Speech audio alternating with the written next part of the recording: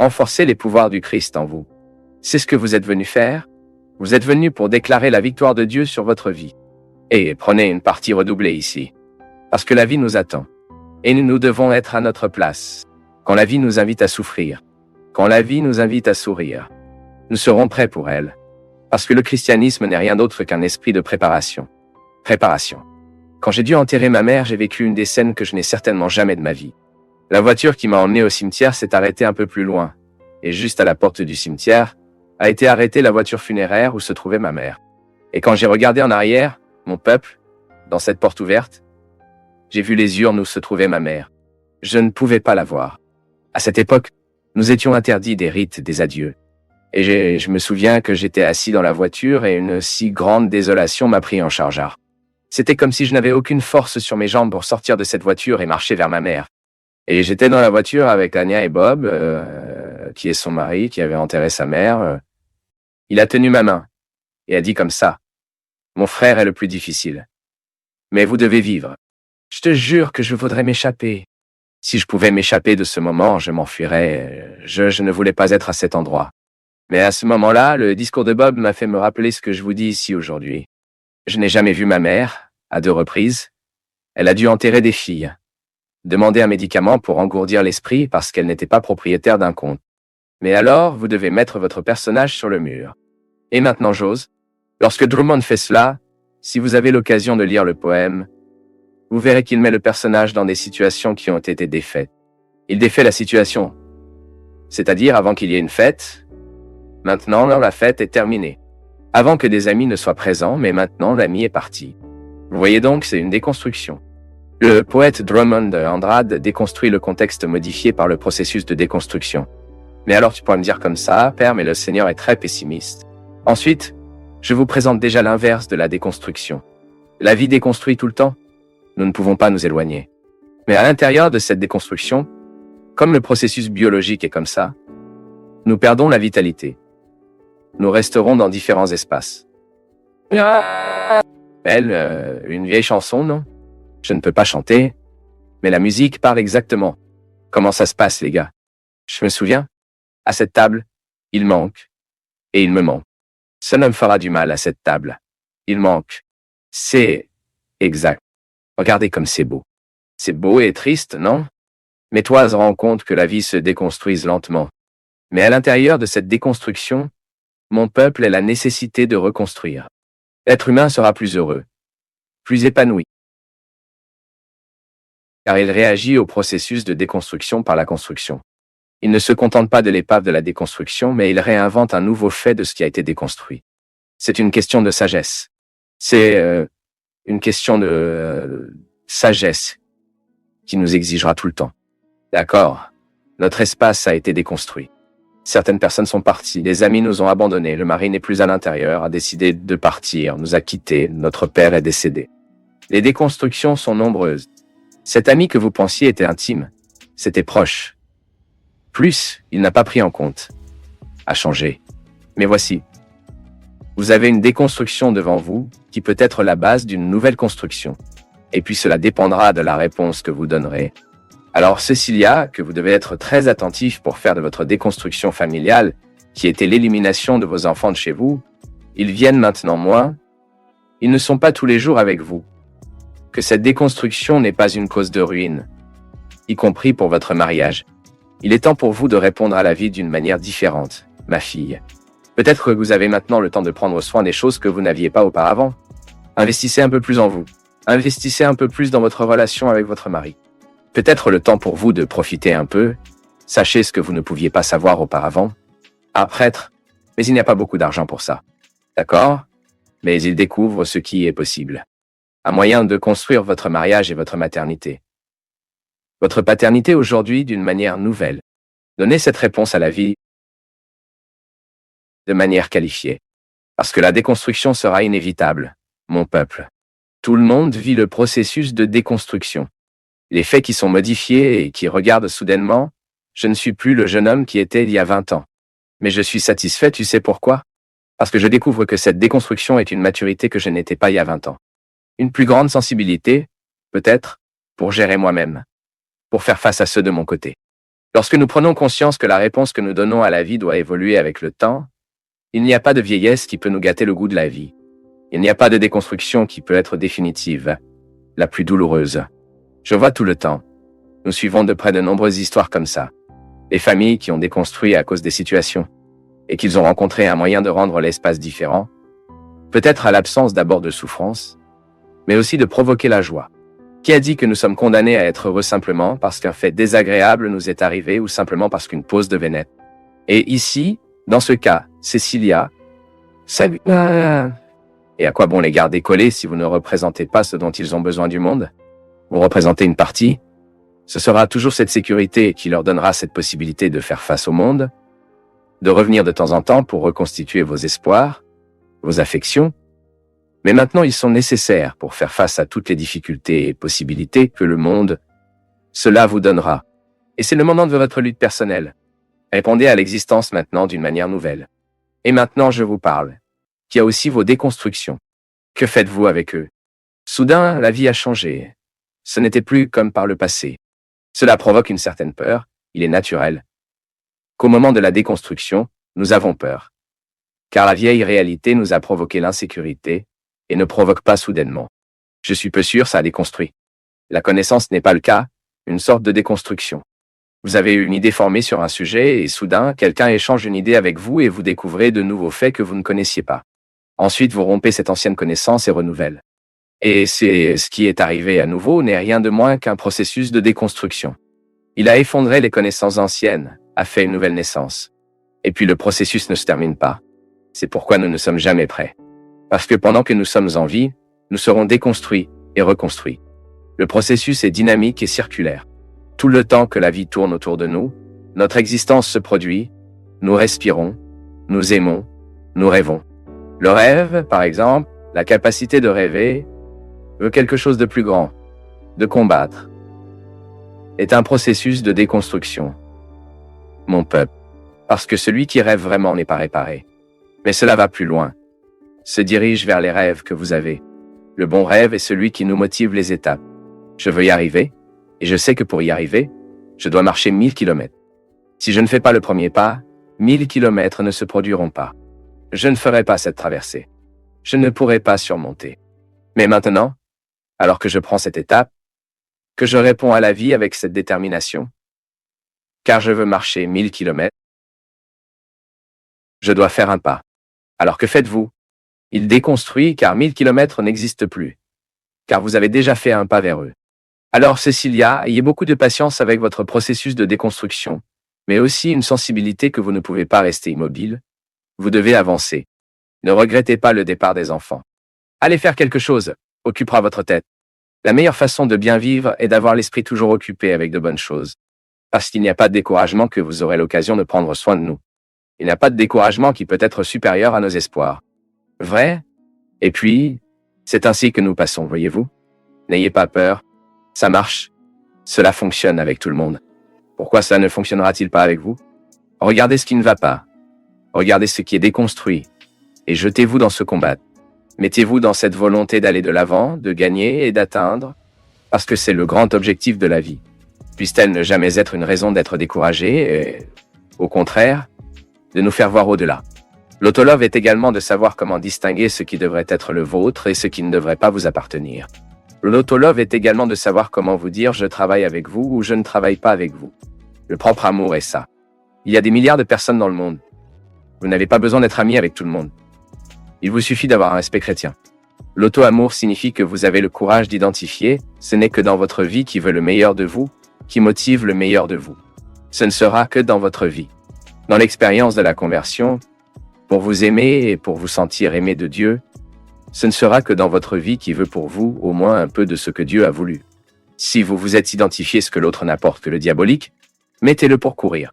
Là, dans Matthieu 25, Jésus a dit qu'il nous avait donné tous les pouvoirs de fait ce qu'il a fait, et encore plus, y compris les démons qui donnent des coups de pied. Que parfois tu viens à mes côtés, que vous parlez au prêtre, rentrez chez vous pour dire une prière d'exorcisme pour moi à âme. Je le fais, il n'y a pas de problème, mais je raisais. Vous créez le diable. Mettez la nourriture dans la bouche du diable quotidiennement, et je dois y aller. Savez-vous quel est le meilleur exorcisme qui est dans l'autorité que Dieu nous a donnée? L'attitude danse. Vous voulez expulser le diable? Ferme la porte où il entre. Quel discours doux est-ce? Quel discours doux est-ce? Dire une prière d'exorcisme et ne pas changer l'attitude dans laquelle elle entre. Quel discours doux est-ce? Qu'est-ce que ce christianisme est-ce? Cela ne vous donne pas le pouvoir de savoir où le diable entre dans sa vie. Où il fait le camp? Quels sont les territoires de votre personnalité qui sont fragiles pour que le diable ait l'occasion? Ferme cette porte. Au nom de Jésus, c'est le pouvoir que vous avez. Et être autolove, c'est que vous ne permettez pas au diable camper dans votre maison. Utilisation de l'autorité des mondes sacerdotaux royaux prophétiques que Jésus a laissé en nous dans notre baptême. Où est la force du baptême en nous? Ne pouvons-nous pas vivre avec ce qui est diabolique et le trouver normal? Mon christianisme doit montrer quotidiennement où le diable entre dans ma vie. Oui. Que tu regardes dans les yeux de ceux qui veulent vous détruire et vous dites que vous vous évoquez. Car ce territoire ici est saint, et il est déjà consacré. Et je sais exactement ce que je veux extraire de moi. Je veux juste extraire de bonnes choses de mon cœur. Dites avec moi, suis-je une usine de sentiments? Puis-je faire l'amour? Puis-je aussi faire de la haine? Une chose est sûre. Je ne peux pas les faire les deux en même temps. Soit je l'aime, soit je déteste ça. C'est maintenant de choisir si vous serez une usine d'amour dans ce monde, ou si vous choisissez d'être une usine de haine dans ce monde. Si vous choisissez de cultiver le démon, ou si vous choisissez d'exorciser. Si vous choisissez d'aimer parce que Dieu vous aime, ou si vous continuerez dans ce pessimisme chronique de la pensée que Dieu ne veut rien à vous. Aimez maintenant. Pardonnez maintenant. Parce que cette vie est très bala. Partenaire. Quand nous imaginons le moins, il est temps pour nous de dire au revoir. Et d'ici, nous ne prendrons que ce que nous aimons. Ici, nous ne partirons que. Savez-vous quand nous allons être oubliés? Lorsque notre histoire sera merveilleusement oubliée, c'est bien aussi être décédé que décédé se souvient toujours la nôtre. Quelle fatigue. Quand tombons-nous? Diluons-nous avec l'oubli. Quand vous mourrez, la dernière personne qui nous aimait. Lorsque vous mourrez, la dernière personne qui nous aimait, nous irons dans l'oubli. Nous entrerons dans l'oubli humain, mais nous serons dans l'éternité qui est juste l'amour. Alors ne manquez pas l'occasion d'être avec ceux que vous aimez. Ne vous attendez pas à ce que les dates festives festient.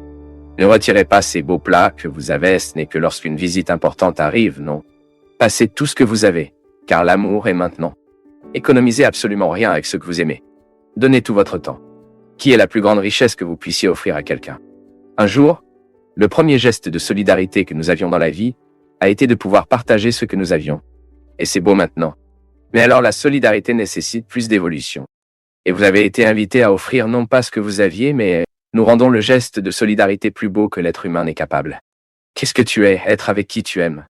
Tenez votre fils sur ses genoux souriants et étreignez vos parents pendant qu'ils sont ici, que la vie est une valise de partenaires.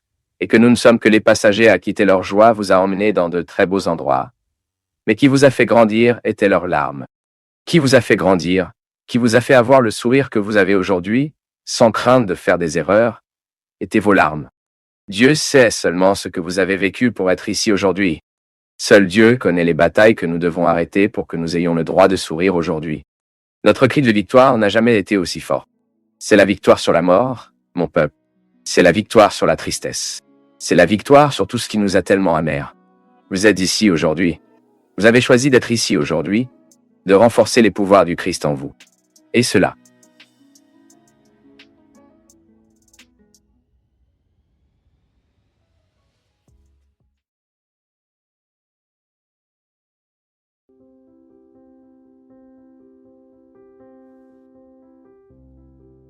C'est tellement bon, n'est-ce pas?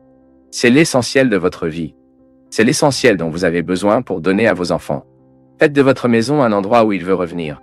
Plusieurs fois, nous saurons comment donner à nos enfants une bonne mère à mesure que nous revenons dans le temps et commencerons à récupérer. Pour redécouvrir ceux qui faisaient partie de nos vies, et soudain nous avons oublié. Mère, père, frère, personnes essentielles dans nos vies. Je sais qu'il y a des faits qui nous blessent tellement que la cicatrice en prendra un peu plus. La vie, mon peuple, suit la même règle que la guérison. Si vous avez une coupe peu profonde bientôt, la même aujourd'hui. Cette semaine était là soit dit en passant, je veux envoyer un gros câlin. Merci beaucoup à l'affection des habitants de Rondonia. Cette soirée spéciale qui nous est allée à Jiparana, samedi dernier. Merci beaucoup, mon peuple. L'un des événements les plus excitants de ma vie. Tout comme il provenait de Paritain, à droite, que j'avais dit que c'était l'un des événements les plus excitants de ma vie, je dois dire que J-Parana était également au même niveau que Sache, la participation des gens, un peuple heureux, un peuple rente, un peuple joyeux, un peuple qui a célébré. A-t-il entendu? Merci beaucoup. Merci. Je remercie également les habitants de Hortolandia pour l'affection qu'ils ont reçue cette semaine. Mais là, à J-Parana, quand il s'agit de sortir, de saluer les gens, quelqu'un m'a blessé ici dans le poing. C'était un petit groupe. Cette coupe, car elle était peu profonde, est naturelle qu'il guérit plus rapidement dans la Ramona. Maintenant, lorsque nous aurons une coupe légèrement plus profonde, vous devrez être un peu plus prudent avec. Il est naturel que vous ayez besoin de passer une pommade avec un peu d'antibiotiques afin de favoriser la récupération de la viande. Si vous avez une coupe chirurgicale qui était encore plus profonde, car en plus de couper la peau, elle a coupé la couche gras, jusqu'à ce qu'il atteigne cet organe qui devait être utilisé. Vous avez toujours un processus plus long, car vous soulignerez que cette guérison sera de l'intérieur. Donna Raimunda, chaque fois qu'une mauvaise chose nous arrive, c'est comme si une coupe avait été faite dans notre âme. Je dis simplement cela à cette comparaison pour vous aider soudainement à comprendre que le temps de guérison, la façon dont vous guérirez en nous dépend du travail que nous devons avoir pour que cela se produise. Alors la petite coupe de mon poignet, je n'ai rien eu à faire. Je viens de laver avec du savon et de l'eau afin de ne pas infecter, et la viande est déjà récupérée. Déjà créé un cône. Tombe bientôt, et je ne me souviendrai même pas que cela arrivait ici. Si cela avait été une coupe légèrement plus profonde, j'aurais dû avoir un peu plus de soin. Et s'il s'agissait d'une coupe chirurgicale encore plus profonde, plus grande, il faudrait que ce soit ma prise en charge. Donna Raimunda, perdant un fils. Un petit-fils assassiné. Je crois que c'était pour vous comment souffrir d'une grande invasion chirurgicale. C'est comme recevoir une coupe qui a besoin de beaucoup de soins. Et comment pouvons-nous prendre soin d'une telle coupe? Donna Raimunda, premièrement, nous avons cette présence de Dieu dans nos vies, aussi en colère que vous restez, et il est naturel que cette révolte se produise au début. Mais le simple fait que la dame se met devant Dieu, il sait, sans rien dire, monsieur, je suis ici. Je reviens au début du programme. Parfois, dans notre vision enfantine, nous pensons que Dieu sera là pour empêcher tous les maux de se produire. Et pas tout à fait. La protection de Dieu se produit dans nos vies, oui, mais malheureusement, Dieu est limité lorsque l'autre qui vit à nos côtés n'est pas engagé dans le bien. C'est donc mon peuple que la conversion n'est pas seulement une dimension personnelle. Il ne sert à rien de prier pour votre conversion personnelle. Seulement, vous devez toujours prier en communauté à communion des saints. Parce que ma vie, ma sécurité dépend également de la conversion de mon frère.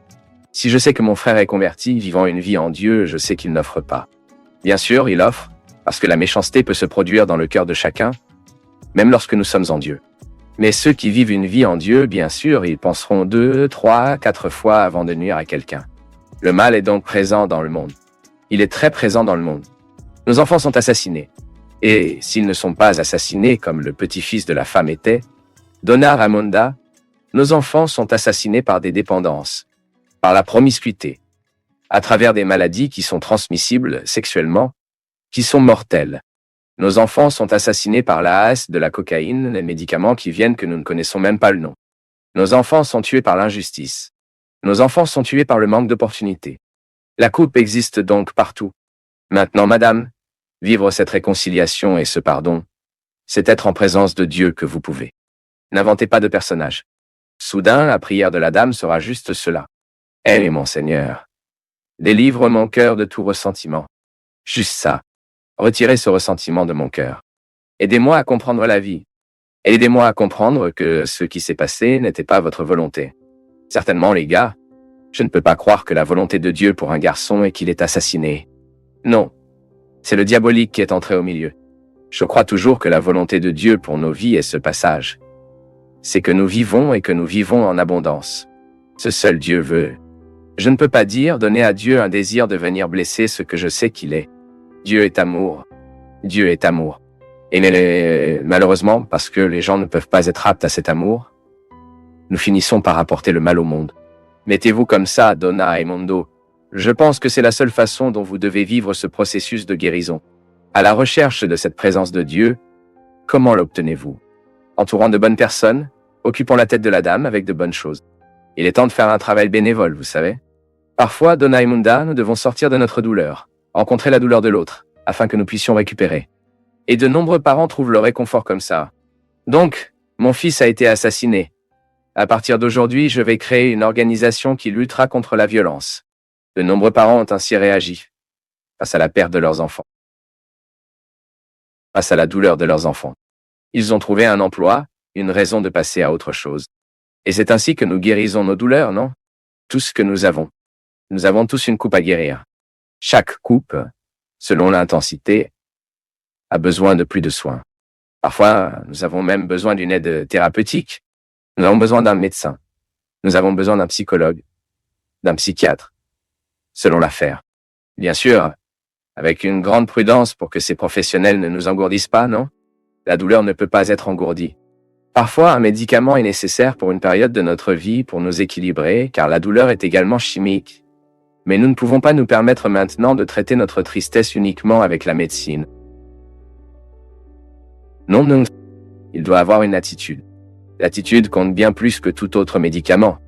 Le médicament peut même nous aider au moment où nous n'avons pas de structure pour prendre des mesures, mais ensuite votre propre discernement en regardant votre processus, en pensant que vous prenez des mesures et que vous êtes déjà avec votre médecin dans la conclusion qu'il est temps de prendre ce médicament qui a servi pendant un certain temps, mais vous continuez à marcher.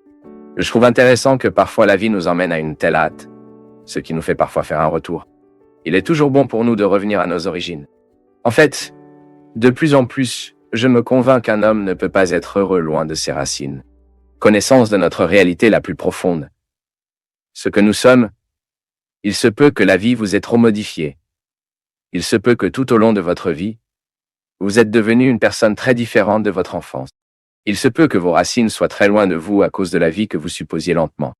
Et il est très courant pour nous de trouver des gens à un moment donné de leur histoire personnelle qui commencent à ressentir le désir de reprendre certaines choses qui étaient à la recherche du bon moment. Et nous pouvons le faire tous les jours avant de nous coucher, un retour à ce qui est vraiment important pour nous. Vous revenez à vos racines, vous avez toujours un contact avec ce que vous êtes à nouveau. Personnellement, je suis né dans une famille très simple, dans un contexte de grande simplicité.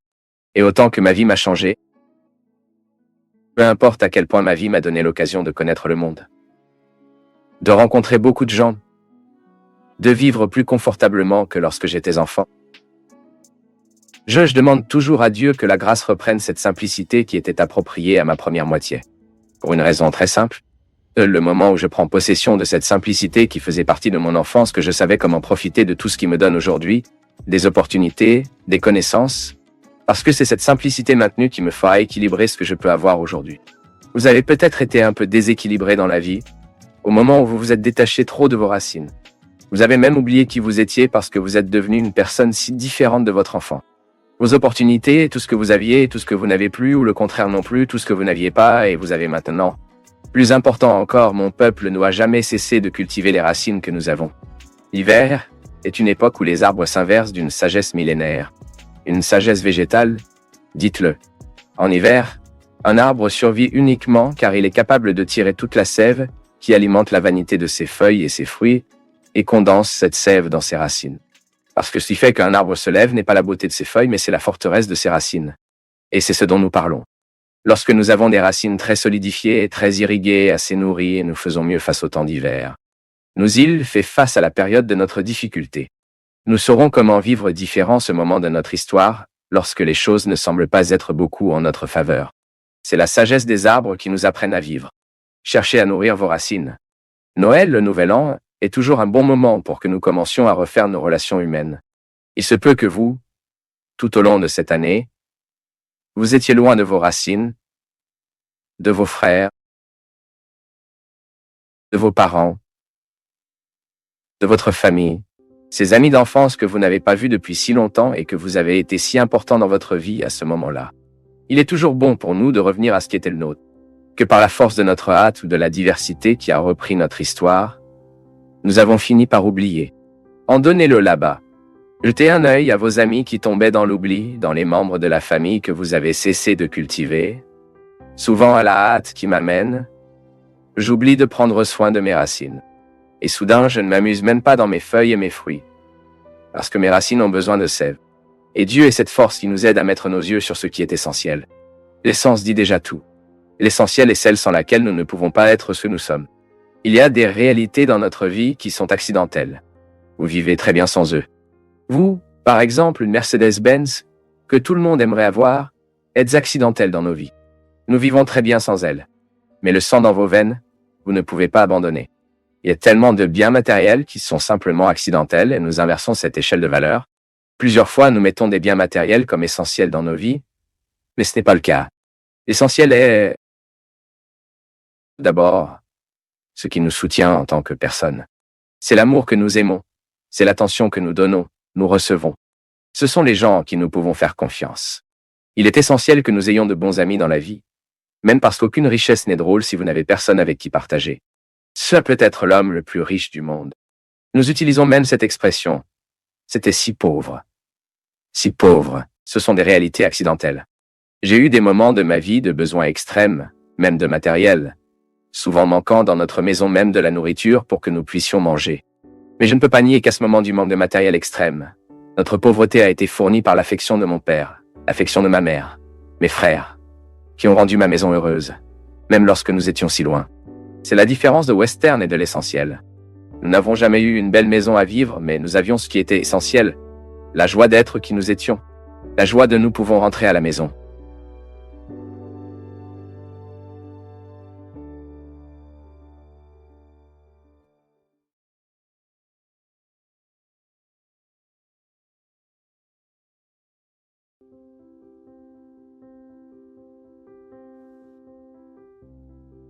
Avec ceux qui ne nous aiment pas.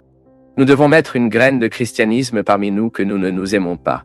Traiter avec ceux que nous aimons, nous avons déjà appris un peu. Bien sûr, nous rencontrons toujours des difficultés, car il n'est pas facile de gérer ceux que nous aimons. Nous devons trouver le point d'équilibre entre non et oui. Combien nous permettons? Combien nous avons nié? Tellement que nous prenons. Combien nous devons laisser un peu insouciants pour voir si l'autre se réveille? C'est un apprentissage constant pour gérer ce que nous aimons. Mais il est beaucoup plus facile de gérer ceux que nous aimons et pour qui nous sommes aimés. Le défi est pour moi. Le défi est pour vous. Car je dois également intérioriser cette loi. Je veux aussi retourner le mal avec le mal. Je ressens aussi le désir de crier le mot qui attaque celui qui m'a agressé. Mais si nous voulons observer la parole de Jésus, nous devrons briser le pouvoir de cette haine en nous. Merci pour l'opportunité de parler à votre cœur, d'établir cette réunion ici, pour moi si importante toujours, parce que je sais combien Dieu est responsable d'être ici, parce que chaque réunion génère des responsabilités, et précisément parce que je sais que la grande mission qui Dieu, moi que cela a donné, c'est communiquer votre amour. Cette semaine, je parlais à un grand ami à moi et nous en avons parlé. Combien l'expérience de l'amour est fondamentale dans la vie humaine pour notre propre base avec la personne. Pour que je travaille comme des gens, j'ai vraiment besoin d'amour tout le temps. L'amour vrai, je parle d'amour. Cet engagement qui nous a mis devant les autres, dans cet engagement à être un moyen de subsistance pour l'autre. Et c'est pourquoi la religion est si sage en nous enseignant que Dieu est l'amour. Parce que ce n'est qu'alors que nous pouvons avoir cette expérience humaine de Dieu. Toute l'expérience que nous faisons, autant que nous voulons qu'elle soit divine, elle passe toujours par notre chair. Toute l'expérience divine que je fais de Dieu est aussi humaine. Et comprendre l'amour de Dieu et l'amener dans nos vies, et précisément le mettre dans le contexte des significations les plus profondes que nous devons avoir pour que notre vie se produise, afin qu'elle puisse fonctionner. C'est pourquoi la conviction que Dieu nous aime, que Dieu m'aime, Dieu vous aime, peut vraiment faire une différence dans notre histoire. Parce qu'en croyant que Dieu m'aime, je finis par mettre en moi une série de possibilités que seul l'amour peut m'accorder. À partir du moment où quelqu'un m'aime, je me sens attaché à cet amour. Et je veux tout faire pour que ma réponse à cet amour soit toujours saine. Car l'amour est un stimulus. Quand je vous dis que Dieu vous aime, quelque chose d'autre que je ne veux pas, mais pour stimuler votre processus humain. Avoir l'amour de Dieu comme une croyance en tant que pilier de notre réalisation religieuse n'est rien, mais nous sommes encouragés à surmonter nos problèmes chaque jour. Pouvoir dormir aujourd'hui dans un petit moment, avec cette tranquillité dans le cœur, à savoir que Dieu, il continue de vous aimer. Il n'y a rien dans cette vie qui peut obscurcir ou effacer cet amour. Que nous pouvons souvent faire pour une incarnation de nos erreurs, ou même pour une attitude souvent mauvaise. Et vous pouvez observer, lorsqu'une personne n'est pas aimée, elle entre dans un processus d'auto-allaitement, car il est naturel que l'on aime détruire, mais il est également certain que l'amour se construit Dieu nous aime. Dieu prend soin de nous. Et nous avons découvert, dans la religion, une expérience de soin qui nous soutient existentiellement. C'est que parfois je continue de penser que dans la vie, tout ce que nous faisons est une tentative pour trouver une protection existentielle. Quelle est cette protection existentielle? Un endroit où je peux ressentir la satisfaction, ou peut-être même une conviction qui me met dans un état confortable pour vivre. Cela ne signifie pas que ce confort se retirera de la lutte qui convient à tout le monde. Non, mais la protection existentielle est ce qui me tient en tant que Jean. Ce sont mes valeurs, ce sont mes convictions, qui visitent souvent nos sensations, n'est-ce pas? De temps en temps, mes convictions visitent mes sensations. Et je ressens ce que je crois. Mais je ne peux pas toujours ressentir ce que je crois. Je vis l'expérience de la foi dans une autre dimension, qui n'est pas si sensible, mais c'est à l'intérieur. C'est la conviction. C'est le caractère. Il fait partie de mon état d'esprit. Mais de temps en temps, je ressens les avantages de ma conviction. C'est très intéressant. Quand je découvre à mes jours les conséquences de ma foi. Lorsque vous, par exemple, vous allongez dans votre lit et que vous pouvez résoudre tous les malentendus que vous avez eus tout au long de la journée, les défauts que vous avez entendus, les choses qui n'ont pas fonctionné lorsque vous pouvez faire ce processus alchimique. Cette transformation, parce que vous avez une protection existentielle à appeler l'amour de Dieu. Vous vous sentez aimé de Dieu. Vous n'êtes personne. Et parce que vous vous sentez aimé de Dieu, vous commencez à penser 2, 3 fois avant de choisir quelque chose que vous savez vous blessera. Ou vous en penserez 2, 3 fois avant de dire quelque chose qui peut blesser les gens. Vous commencerez à mesurer votre façon d'être. Vous ferez tout pour que votre présence ne soit ni moins. Vous ferez tout pour ne pas être à l'intérieur, pour ne pas être incontestable, pour ne pas être invasif. Vous ferez tout pour que votre posture soit cohérente avec ce que Dieu attend de nous. C'est une protection. En croyant en Dieu, en croyant que Dieu m'aime, que Dieu me veut heureux, seulement alors nous nous levons.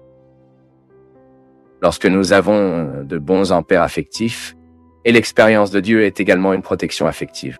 Même si ma foi en Dieu ne visite souvent pas mes sensations, je dois l'avoir en moi comme un remède de toutes mes orfandides. J'ai un Dieu qui prend soin de moi. Et comment prend-il soin de moi?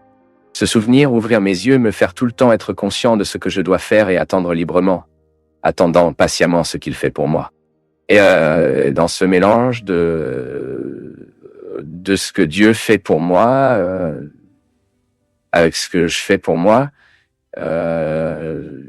j'ai donc un agenda de lutte, un programme de transformation humain, une vie quotidienne dynamique qui la dynamique de la vie humaine ne se terminera jamais. Tant que je vivrai, tant que vous vivez, comme nous vivons, nous serons dans ce processus de transformation.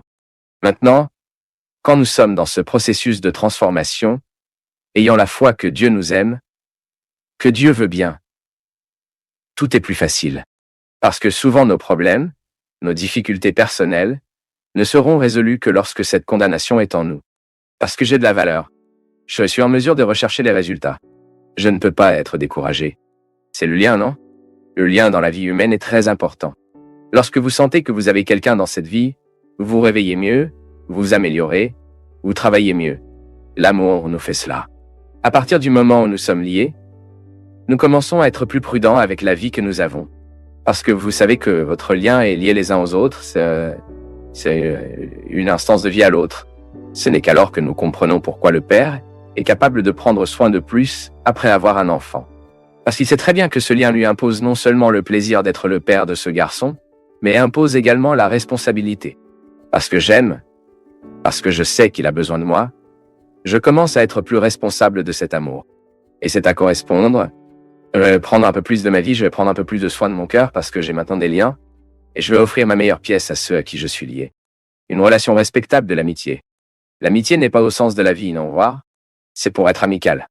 Parce que pour nous, chrétiens, nous n'avons pas le droit de traiter l'autre avec la même médaille. La règle italienne n'est pas pour nous. Dent pour une dent. Un œil pour un œil. Ce n'est pas pour nous. Nous pouvons nous blesser parce que l'autre nous a dit de mentir, alors d'accord? Il suffit de mettre ce filtre. Ce qu'il a dit de moi ne correspond pas à la vérité. Je ne veux pas ça pour moi. Ou si l'autre dit de choses qui correspondent à la vérité et vous blesse, vous y faites face comme une opportunité que vous avez eue d'entendre la vérité. Mais ne vous en faites pas. Allez. Parce que si nous ne transmettons pas la blessure, elle nourrira, elle grandit, elle nourrira d'autres sentiments trop défavorables à nous. Pourquoi ne conduisons-nous pas ce qui est bon? Pourquoi ne faisons-nous pas ce mot qui met de bonnes choses dans notre esprit? Et au lieu de cela, nous ruminons le mauvais mot que nous avons entendu tout au long de la journée. Êtes-vous vous-même? Combien de fois êtes-vous allongé et ne pouvez pas arrêter de ruminer ce malheureux mot que quelqu'un vous a dit dans votre environnement de travail? Cela peut se produire aujourd'hui. Vous êtes extrêmement contrarié par un mot méchant que vous avez entendu ou avec une mauvaise chose que vous avez appris que quelqu'un a fait contre toi. Vous prenez cela au lit et ne pouvez même pas bien dormir parce que ça le rumine. Ce putain de mot va et vient et ne partit pas. Tournez une maladie mentale en nous, car chaque fois que nous sommes inquiets, nous ne pouvons pas dormir. Car la haine est demeure. Nous tombons malades. Que vous devez guérir la pensée afin que vous ayez ensuite modifié le sentiment.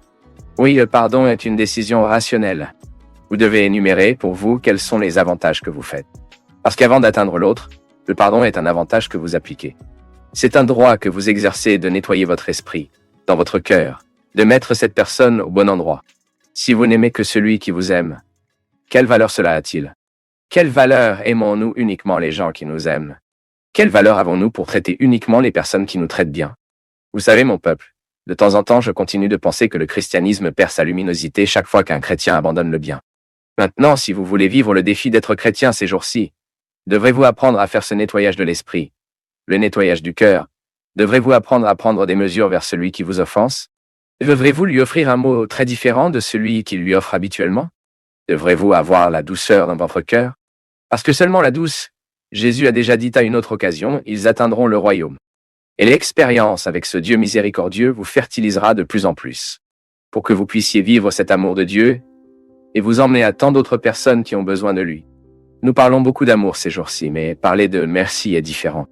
Sortir de la miséricorde, c'est parler de l'engagement d'un amour qui se transforme, qu'il se rend compte, qui n'est pas théorique, d'un amour qui entre dans notre histoire, qui entre nos vies, fournit une réconciliation. Même les pécheurs aiment ceux qui les aiment. Alors, quel avantage cela a-t-il? Pécheurs nous sommes. Changeons un peu ici ce mot. Même les athées font cela. Ils ne sont pas attachés à ce mot. Vous et moi sommes, à moins que vous ne vouliez plus être craints. Ensuite, vous avez le droit de fermer cette Bible et de ne plus jamais toucher le sujet. Qu'est-ce qui nous manque pour que nous ayons le courage de pardonner?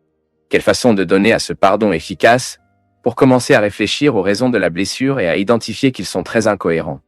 Parfois, ils n'ont aucun soutien, ils sont idiots, ils sont des menteurs, mais nous avons même décidé de le garder comme s'ils avaient des fondamentaux. Cela n'a pas. Et si vous avez des bases, alors vous commencez à avoir la capacité de reconnaître que ce qu'il a dit n'était pas ce menteur.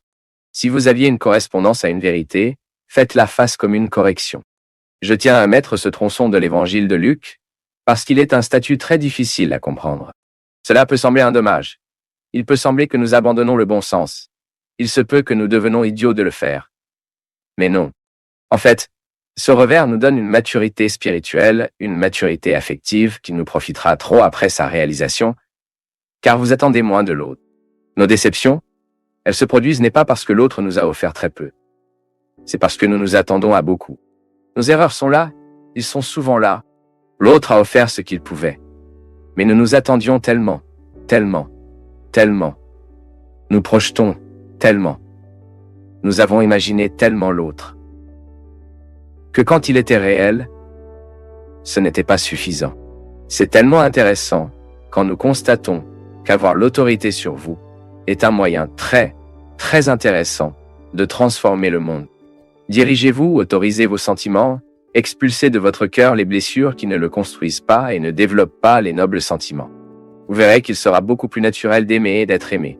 Si dans nos villes, dans notre rue, dans notre quartier, vous êtes habitués, auxquels vous aimez, et qui vous aimez, nous le savons déjà. Nous devons apprendre maintenant et de traiter.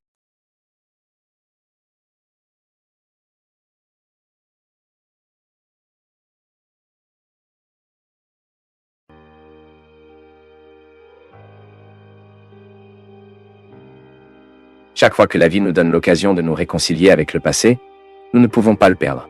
Que nous n'aurons pas toujours l'occasion de nous réconcilier avec nos erreurs ou les erreurs des autres. Même parce que notre bonheur en dépend. Plus que le bonheur, j'aime le mot réalisation. Une personne a réalisé, elle doit accueillir dans son cœur tout ce qui faisait partie de son histoire. Tout. Ressentiment, blessure, abandon, trahison, infidélité. C'est pourquoi j'insiste sur la nécessité pour nous de vivre ce processus de purification chaque jour. Parce que lorsque nous laissons tout accumuler, cela demande beaucoup de travail.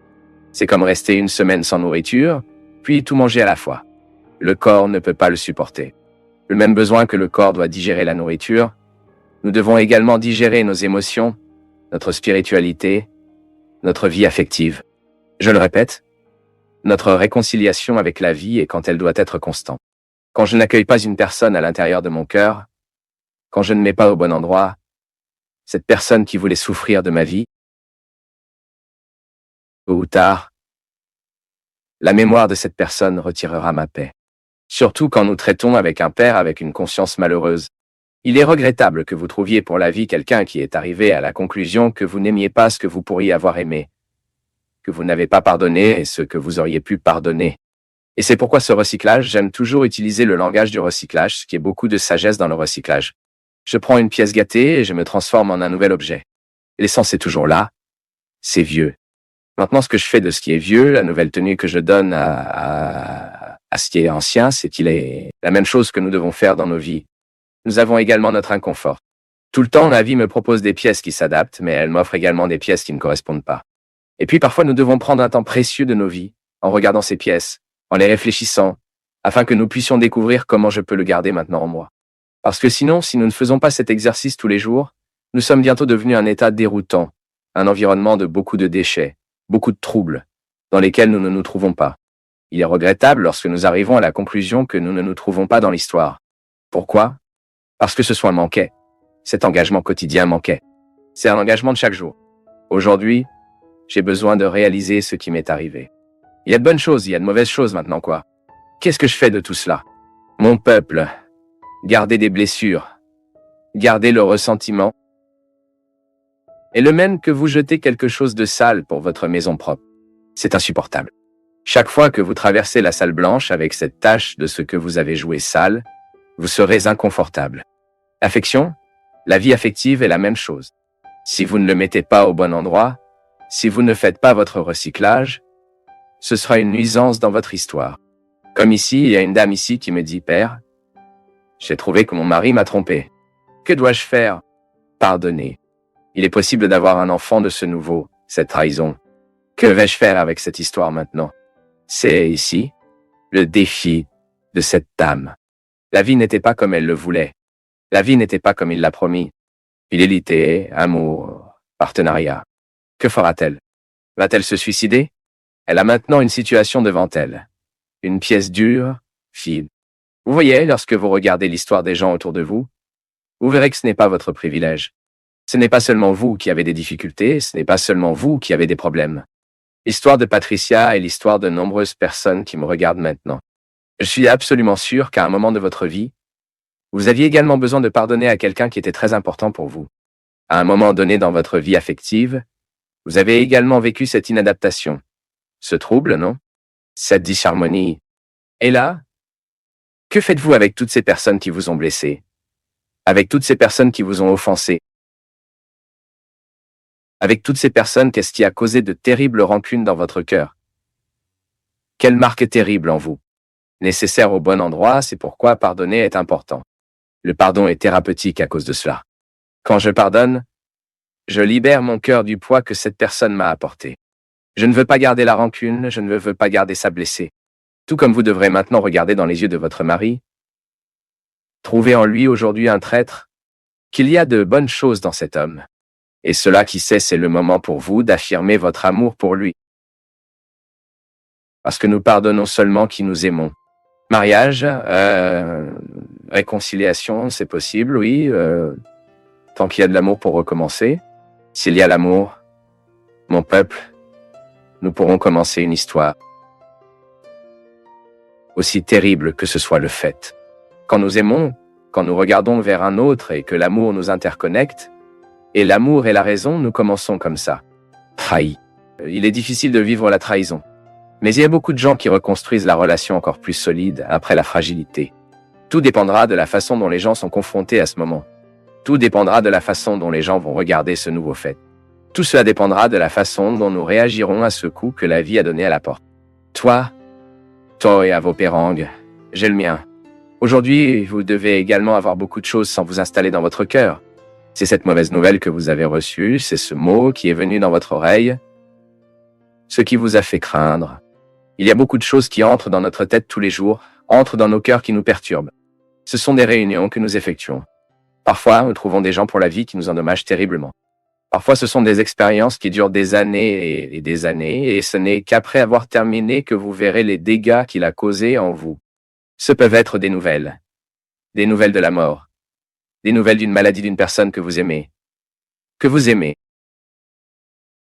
ou peut-être la nouvelle de votre maladie. Aujourd'hui, vous avez une pièce de caissier. J'ai bien pensé qu'on hier. Tout le monde a. Ce n'est pas mon privilège, ce n'est pas votre privilège. Maintenant, tout dépendra. Le résultat final dépendra de la façon dont nous installons cette disharmonie en nous. Et lorsque vous changez votre regard, vous changez votre regard. Et vous arrêtez de vouloir que l'autre vivait comme vous le souhaitez. Parce que ceux qui sont satisfaits de leur propre vie n'ont pas besoin d'inviter la vie de l'autre.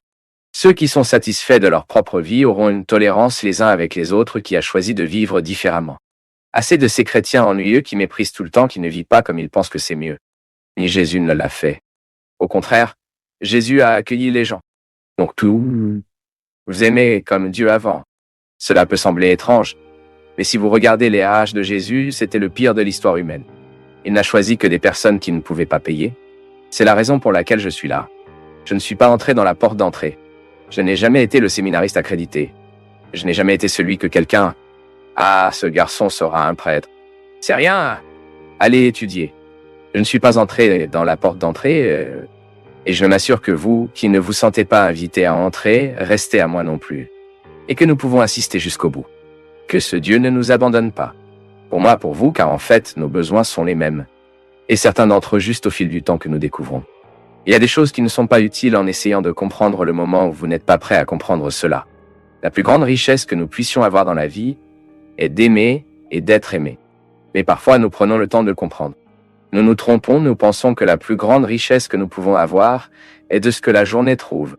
Et nous passons souvent à un bon moment dans nos vies en le croire, y compris l'investir. Et ce n'est pas un problème que vous travaillez honnêtement, que vous créez vos rêves. Mais n'oubliez jamais que le moment de votre vie viendra que vous comprendrez que la vraie richesse n'est pas l'argent que vous pouvez vous apporter. Certaines choses que l'argent achète, mais ce qui soutient vraiment l'être humain bientôt, sans crainte de faire des erreurs, n'est pas l'argent qui l'apporte. C'est le cœur qui conquiert. Et vous devez avoir ces deux choses autour. Vivre pour obtenir ce que l'argent achète n'est pas un problème. Je le répète, je travaille dur, à étudier beaucoup, à extraire vos possibilités au maximum, car ils peuvent apporter de nombreuses richesses et matériaux. Ce n'est pas un problème que vous grandissez, mais n'oubliez jamais, les richesses qui vous feront sentir que la vie en valait la peine, ce ne sera pas votre compte bancaire. Ce ne sera pas les bâtiments. Ils seront ceux que vous avez fabriqués. Il n'y a rien de plus beau que ça. Que vous regardez sur le côté et que vous réalisez que votre vie a une énorme richesse, que vous avez pris le temps de réaliser. Et cet amour n'est pas un investissement graphique pour la journée. Il n'y a rien de plus riche, mon peuple, que vous faites confiance à quelqu'un. Il n'y a rien de plus précieux que d'être avec une personne en qui vous pouvez faire confiance, sur qui vous pouvez compter. Ce n'est pas une raison que dans notre maison, c'est l'apprentissage de l'amour. Il n'y a pas d'autre endroit pour nous pour vivre cela. Depuis quand tu es entré dans ce monde, quelqu'un a dû aimer très radicalement toi. Sinon, vous ne survivriez pas. Les premières phases de la vie que nous dépendons entièrement de ceux qui nous aiment. Aimer que nous apprenons en aimant. Exercice. Et c'est ainsi que nous allons construire la richesse que l'argent n'achète pas. Et que vous pourriez même avoir la possibilité d'acheter de bonnes entreprises. Ayez juste de l'argent. Faites une fête, il suffit de libérer et vous serez toujours entouré de gens. Mais ne vous inquiétez pas. Votre argent peut acheter du courage. Mais vous ne pourrez jamais acheter de la fidélité. La fidélité n'est pas l'argent de vrai, c'est le cœur. Je souhaite du fond du cœur que vous avez de nombreuses possibilités de réaliser vos rêves. Ceux qui peuvent acheter. Mais je souhaite du fond de mon cœur que vous êtes entouré de gens qui vous aiment. Ce sont les gens que nous construisons à nos côtés. Ce sont les symboles que vous savez dureront du temps. Autant que nous savons que l'autre mourra, que l'autre disparaîtra, que l'autre partira. Mais pendant qu'il est là, Notre appel avec lui nous uniforme. Significatif, c'est vivre. Vous êtes la fin de tout après avoir dû regarder la vie que vous avez choisi de vivre et vous êtes acquitté par la certitude que vous construisez ce qui compte vraiment, la mort.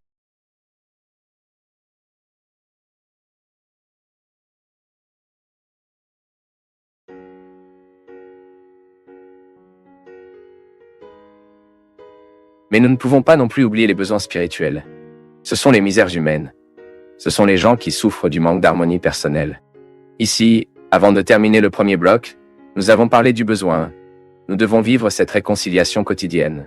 Oui, exercer la miséricorde, c'est aider ceux qui sont également proches de nous à vivre cette réconciliation. La psychologie nous enseigne que l'inconscient, bien que non accessible à moi, j'ai des réalités inconscientes qui ont été enregistrées en moi, dans ma tête, dans mon cerveau, dans mes émotions, que je n'ai aucun moyen d'accéder. Mais de temps en temps, j'identifie quelque chose à partir de mon comportement que je ne connais pas la cause, et là dans mon inconscient. L'inconscient envoie ses messages. Quelqu'un a un jour aidé à construire notre inconscient. Pour que de nombreuses craintes aujourd'hui, nous devons les comprendre à la lumière du passé. C'est pourquoi la thérapie, la bonne thérapie, est celle qui nous fait accéder à des réalités inconscientes. Et jetons la lumière sur cet inconscient, et nous le réparons aujourd'hui ce qui a été gâté dans le passé. C'est ainsi que nous devenons les gens, avec des erreurs et des succès. Ce sont des réalités qui nous sont favorables, et d'autres qui ne sont pas si favorables. Parce que nous avons tous une âme philosophique, mais parfois nous passons toute notre vie sans susciter cette âme philosophique. C'est intéressant les gars, j'aime la philosophie et je vis depuis longtemps. Aujourd'hui, je me suis consacré beaucoup moins, mais j'ai lu beaucoup de philosophie et pour moi, j'ai toujours enchanté, fasciné cette histoire de vous transformant votre pensée, de vous vivant un renouvellement de la pensée qui résonne dans notre mode de vie. C'est la philosophie pratique, que vous identifiez les questions de tous les jours, les plus fondamentales, les plus profondes, et vous vous posez ces questions. Et il ne s'agit même pas d'y répondre, mais de vivre avec eux. Ensuite, je trouve des gens tout le temps qui se réconcilient avec la figure de Dieu le Père. Rationalisez cela. L'expérience humaine que j'ai ne peut pas me déterminer. Cela peut même représenter un obstacle. C'est naturel. Soit dit en passant, personne ne nous a promis que ce serait facile. Mais la foi est un cadeau qui est en moi, qui est en vous. Et il est tellement intéressant de penser, mon peuple, que le cadeau nous est donné de la même manière. Parce que, parfois nous sommes injustes avec Dieu. Nous regardons le voisin qui a une belle expérience religieuse admirable qui répercussion sur son caractère. Car le bon religieux n'est pas celui qui quantifie les temps de fois qu'il va à l'église. Non.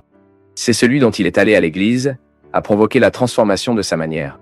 Et parfois, nous regardons celui qui semble être un peu plus religieux que nous.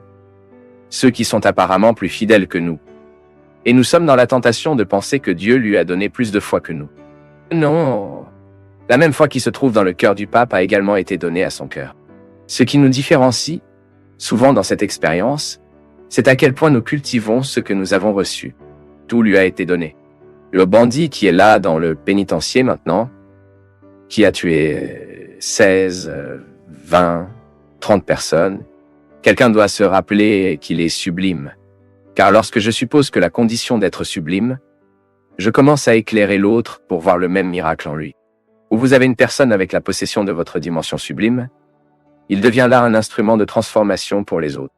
Vous pouvez voir, il est naturel en nous, que nous offrons à l'autre ce qui nous a bien fait. C'est naturel dans l'humain, aussi égoïste qu'il soit. Nous sommes égoïstes quand on parle matériellement. Nous avons peur de perdre. Mais quand c'est un bon, nous écoutons cette prêche. Écoutons cette chanson, pourquoi? Parce que je pense que ça se produira en vous la même chose qui s'est produite en moi quand j'ai entendu. Ou, si ce n'est pas pareil, ce sera quelque chose de similaire. Vous vous souviendrez que c'est sublime. Un livre, la lecture d'un livre peut éclairer en nous la conscience que nous sommes sublimes. Il se peut que personne ne voie, mais votre geste fait une différence et se répercute dans le monde. Parce que chaque fois que nous touchons positivement la vie et le cœur de quelqu'un, le bien obtient un lien de plus dans ce flux. Chaque fois que nous avons l'occasion de faire un sourire sur l'autre, une joie, une bénédiction, un sentiment de paix, d'amour, de miséricorde, le monde entier est fixé dans cette personne. Oui, de temps en temps, nous tombons sur des gens qui se souviennent que nous sommes sublimes. Ce n'est pas que vous n'êtes plus parce que quelqu'un ne vous parle pas, c'est parce que vous oubliez vraiment. Le monde nous tire trop. La balle a une terrible force sur nous. Il fait contraire à un processus d'enchantement. Il nous désenchante et il ne nous permet pas de le quitter. Les forces du monde sont cruelles lorsqu'il s'agit de sédimenter les gens dans leur misère. Et c'est pourquoi il est si difficile d'aller à cette personne qui a été installée dans ses misères. Parfois, la sédimentation qui est faite par un mariage malheureux, une personne qui prend une vie avec une autre sans être aimée, sans amour, que malheureux relation sédimente cette personne dans ce contexte de destruction, il oublie qu'il est sublime. Nous comprenons donc que Dieu le Père est l'amour. Quand je fais une expérience positive de mon Père, et si je n'avais pas ce Père aimant dans ma vie, je fais une transposition. Je comprends de cela. Donc je rationalise. Certes, le Père Fabio a raison. Souvent, mes difficultés avec Dieu ne sont pas avec Dieu, elles sont avec mon Père. Et quand j'appelle Dieu de Père, je transfère automatiquement les difficultés que j'ai mon Père à Dieu. C'est une thérapie, non? En prendre conscience est thérapeutique car cela vous libère. Jésus a déjà dit cela. Vous saurez la vérité et la vérité sera libre. Je veux vous parler vous-même. Seul. Comme si vous étiez avec moi. Seulement nous deux ici. Combien de fois vous êtes-vous interprété bien pire que vous? Combien de fois avez-vous changé ce que Dieu sait de vous pour ce que les autres pensent? Combien de fois avez-vous ignoré votre combat, votre bataille? Pourquoi avez-vous trouvé le résultat de l'autre mieux que le vôtre? Combien de fois vous avez-vous été injuste, car vous avez considéré ce que vous n'aviez pas et oublié tout ce qui était à votre disposition? Combien de fois avez-vous abandonné? Combien de fois n'êtes-vous pas resté avant la fin? Combien de fois avez-vous franchi la ligne d'arrivée au dernier endroit et personne n'était là pour vous attendre? Combien de fois avez-vous été célébré? Combien de fois n'avez-vous pas fait de joie parce que vous venez de mourir? Avec vous ici aujourd'hui, le jour de tous les saints, je veux en parler, parce que cette certitude se produit quotidiennement. Dans mon travail, dans ma vie, avec de meilleures personnes que moi, mes faiblesses seraient déguisées. Au fil du temps, je n'ai pas trouvé. Je n'ai pas essayé de masquer mes faiblesses. Je dois juste m'occuper d'eux. Et je veux être avec ceux qui veulent la même chose. Je ne veux pas des gens parfaits parce qu'ils n'existent pas. Je veux les vraies personnes. Et je veux être avec eux, parce qu'étant avec eux, je me sens plus vrai. C'est pourquoi je veux être avec toi. Et je veux que tu croyais de la même manière que je pourrais croire. Si le processus religieux le jetait, si à un moment donné de votre vie une autorité religieuse, un discours religieux a placé une opposition entre vous et Dieu, osez supprimer cet obstacle. La vie de la sainteté est pour vous, oui. Et la vie de la sainteté est une culture quotidienne. C'est une lutte constante de ne jamais permettre au pire de l'emporter. Que les détails de votre personnalité, qui ne sont pas très éclairés, qui ne sont pas beaux, qu'ils perdent progressivement la force que vous apportez le mieux avec vous.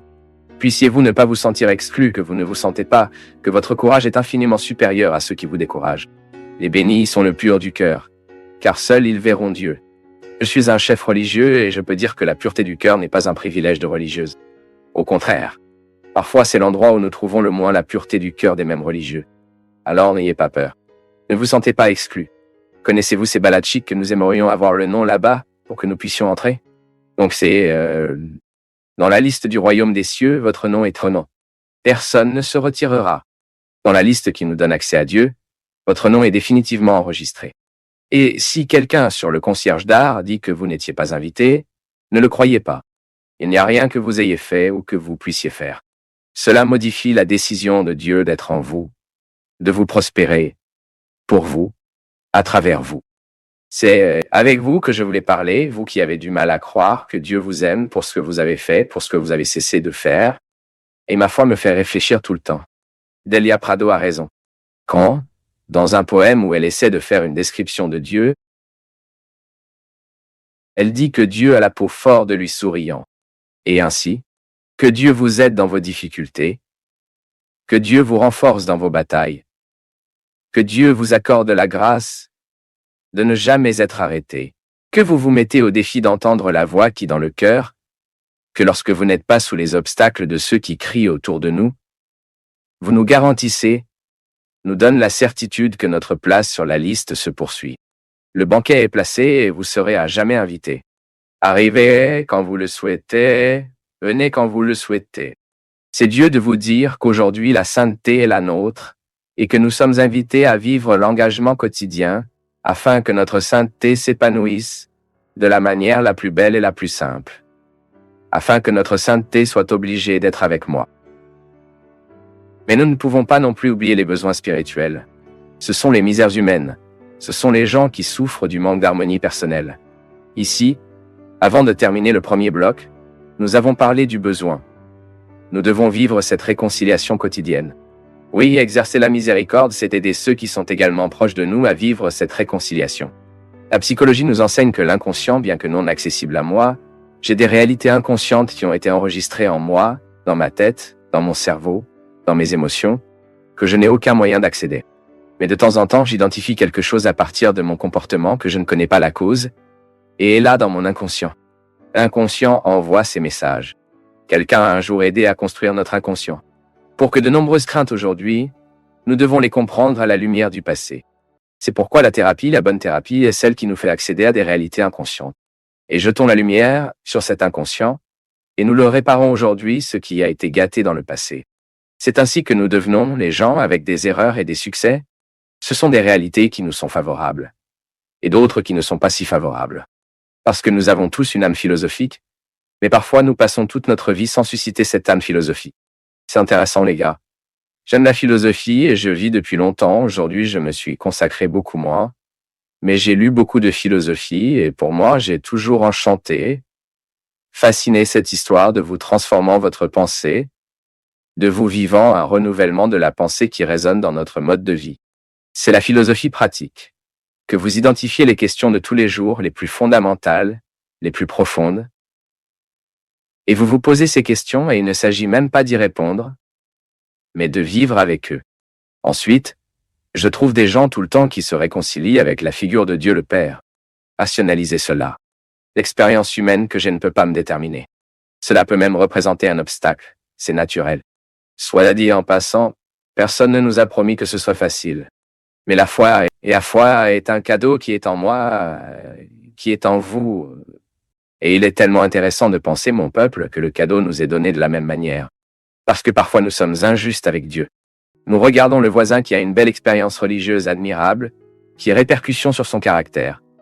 Car le bon religieux n'est pas celui qui quantifie les temps de fois qu'il va à l'église. Non. C'est celui dont il est allé à l'église à provoquer la transformation de sa manière. Et parfois nous regardons celui qui semble être un peu plus religieux que nous. Ceux qui sont apparemment plus fidèles que nous. Et nous sommes dans la tentation de penser que Dieu lui a donné plus de foi que nous. Non! La même foi qui se trouve dans le cœur du pape a également été donnée à son cœur.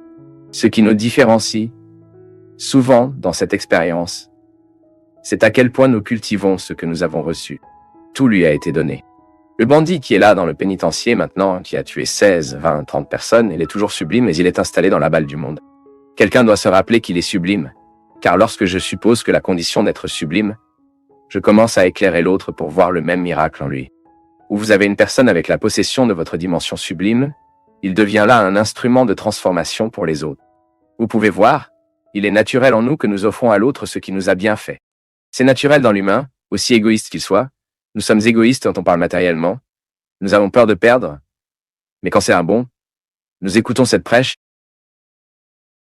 Écoutons cette chanson, pourquoi? Parce que je pense que cela se produira en vous la même chose qui s'est produite en moi quand j'ai entendu. Ou si ce n'est pas pareil, ce sera quelque chose de similaire. Vous vous souviendrez que c'est sublime. Un livre, la lecture d'un livre peut éclairer en nous la conscience que nous sommes sublimes. Il se peut que personne ne voie, mais votre geste fait une différence et se répercute dans le monde. Parce que chaque fois que nous touchons positivement la vie et le cœur de quelqu'un, le bien obtient un lien de plus dans ce flux.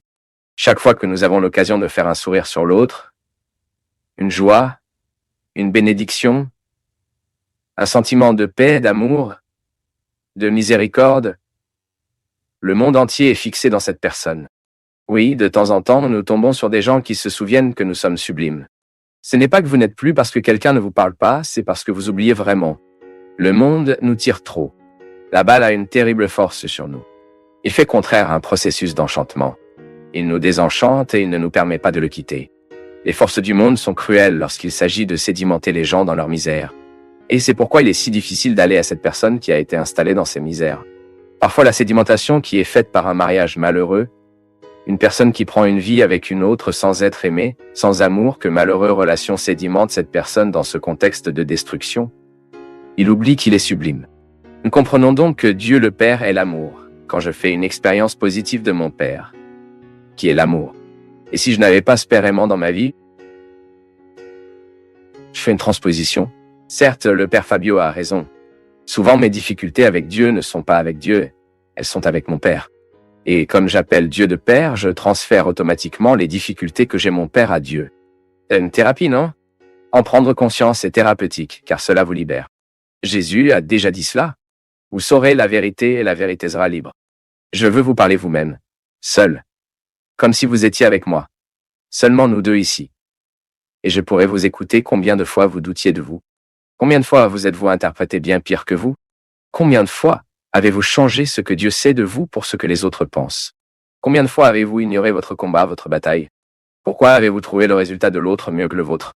Combien de fois vous avez-vous été injuste car vous avez considéré ce que vous n'aviez pas et oublié tout ce qui était à votre disposition? Combien de fois avez-vous abandonné? Combien de fois n'êtes-vous pas resté avant la fin?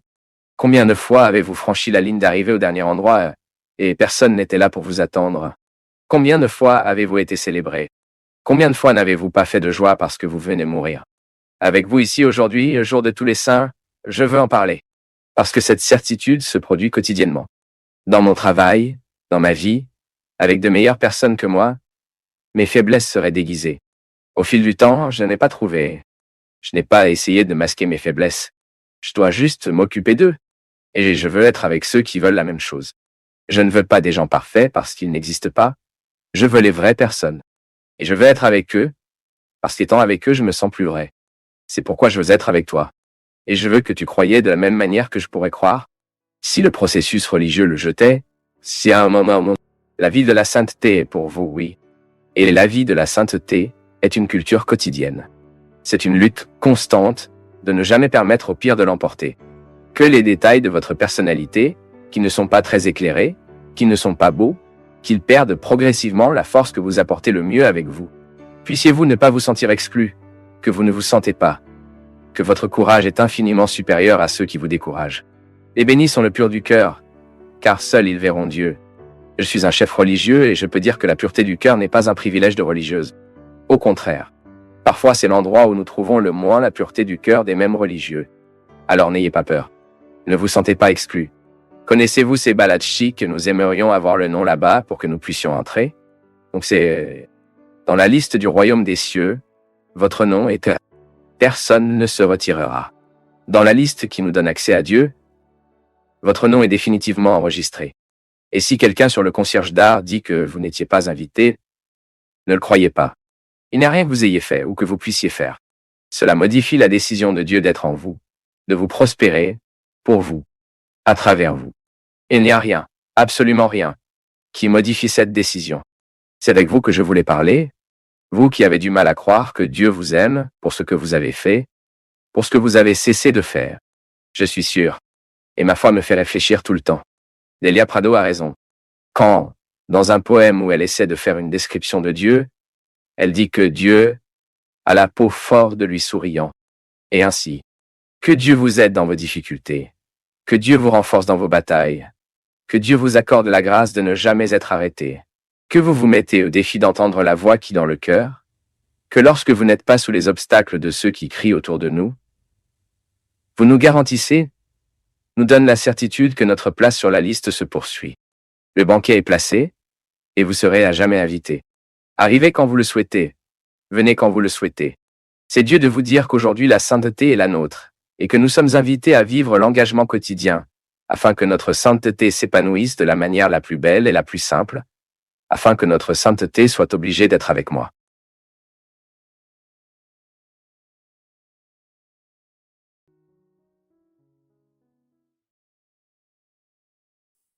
Si tu es resté jusqu'ici, c'est que ce message t'a parlé à un certain niveau.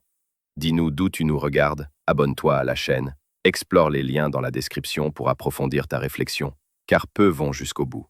Merci, une grande accolade et à la prochaine vidéo.